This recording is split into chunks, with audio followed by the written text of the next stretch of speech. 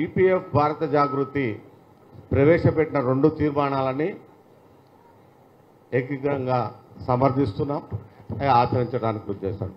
నాకు ఇంతకుముందే మిత్రుడు చాలా ప్రశ్నలు ఇస్తాడు, కానీ ఇప్పుడు ఆ తమ్ముడు అన్నిటికీ సమానం చెప్పాడు. ఇప్పుడు మా కవితక్క చెప్పాల్సిన దానికి కూడా సమానం మా తమ్ముడే చెప్పేశాడు.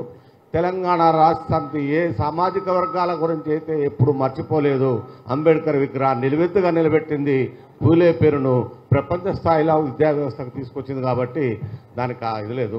సరే, ఇప్పుడు మనకు అడిగే హక్కు ఉందని మాత్రమే వాదిస్తున్నాం. ఈరోజు జ్యోతిరావు పూలే నిజంగా చాలామంది ఆ పూలే గురించి ఆలోచిస్తే 80లోనే ఇక్కడ మొట్టమొదటిసారిగా విగ్రహం స్థాపించుకున్నాం నల్లగొండలో. అట్లాగే బహుశా నేను అనుకుంటా గత ప్రభుత్వాలకు కూడా జ్యోతిరావు పూలే ఫౌండేషన్ తరఫున హైదరాబాద్ తరఫున చాలా ప్రతిపాదనలు ఇవ్వడం కూడా జరిగింది, వాగ్దానాలు ఇవ్వడం జరిగింది. కానీ అది ఆచరించడానికి జరిగిపోయినటువంటి సందర్భం సమయం దొరకకపోవచ్చు. నేను సభ్యుడిగా నాకు ఈరోజు గర్వంగా ఉంది. మొట్టమొదటిసారిగా మన తెలంగాణ రాష్ట్ర ప్రభుత్వం ఏర్పడిన తర్వాత ఇచ్చిన ప్రతిపాదనలో మాకు ముఖ్యమంత్రి గారు చెప్పింది అంటే జ్యోతిరావు పూలే విగ్రహమే కాదు, మొత్తం స్కూళ్ళకే మేము పేర్లు పెడుతున్నాం అయ్యా, ఆలోచించాను అని చెప్పినటువంటి సందర్భం ఉంది. ఎందుకంటే రాజకీయంగా విమర్శించేదానికి మనం సమర్థించుకున్నాడు కాదు, కానీ అది మర్చిపోలేదు అన్నటువంటి విషయాన్ని చెప్తూ ఎట్టి పరిస్థితుల్లో జ్యోతిరావు పూలే విగ్రహాన్ని అందరి హృదయాల్లో నిలబడ్డటువంటి విగ్రహాన్ని శాసనసభ పరిగణనలో పెట్టడానికి చేసుకున్న తీర్మానానికి అందరం సమర్థించాలని మనం చేస్తున్నాం. అలాగే బీసీ జనసాగరణ సమస్యకి మనం చాలామంది చాలా ఉపన్యాసాలు అనుకున్నాం. మనకు రాజకీయ లక్షణాలు ఉన్నాయి, అవకాశాలు లేవు. రాజకీయ లక్షణాలు అంటే నాకు చాలా ఉన్నాయి. నేను ఉద్యమ పార్టీని మావోయిస్ట్ పార్టీలో పనిచేసినప్పుడు కూడా చెప్పారు, మాకు నీకు రాజకీయ లక్షణాలు లేవు కానీ ఉద్యమ స్వరూపాలు లేవు కానీ అవకాశాలు లేవని చెప్పడం ఒక నాయకుడు. అది కారణం ఏంటంటే సామాజిక న్యాయమైనటువంటి వ్యవస్థలో మనం పుట్టినా రాజకీయ అవకాశాలు రావడానికి ఒక విధానం ఉండాల్సింది.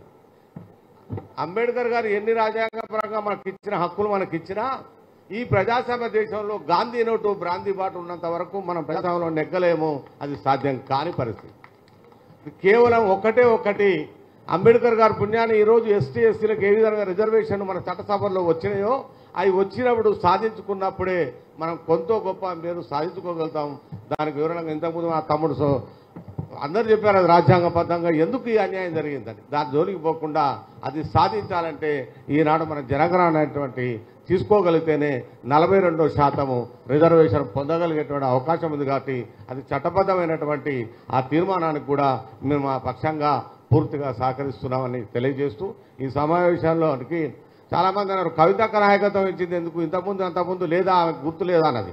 ఆ గుర్తుండబట్టే ఆ స్పృహ ఉండబట్టే ఆ తల్లి గతంలో చరిత్ర సూచించింది. ఇందాక మా సోదరుడు చెప్పింది, సంస్కృతి సాంప్రదాయాన్ని కాపాడుకుంటూ దాని ద్వారా ఉద్యమ స్వరూపాన్ని సృష్టించినటువంటి బతుకమ్మ నిర్మాతనే మా కవితక వాటి ఆ సామాజిక దృక్పథంతో వచ్చినటువంటి వాళ్ళని మనం ఆదరించాలండి. ఇందాకే చెప్పారు ఒక మిత్రుడు, సాహుని ప్రదర్శించినారు. సాహు నిజంగా రాజరిక వ్యవస్థ నుంచి వచ్చినటువంటి వాటిని కూడా అలాంటి వారు కూడా రిజర్వేషన్ కోసం పోరాడినప్పుడు మా సోదరి రావడం కూడా ఆశ్చర్యకరమైన విషయం కాదు. ఇది రాజకీయ సమాధానం చెప్పడానికి ఆమె ఏం చెప్పిందో అని చెప్పడానికి మీ రాజకీయ వేదికగా వాడుకుంటున్నా.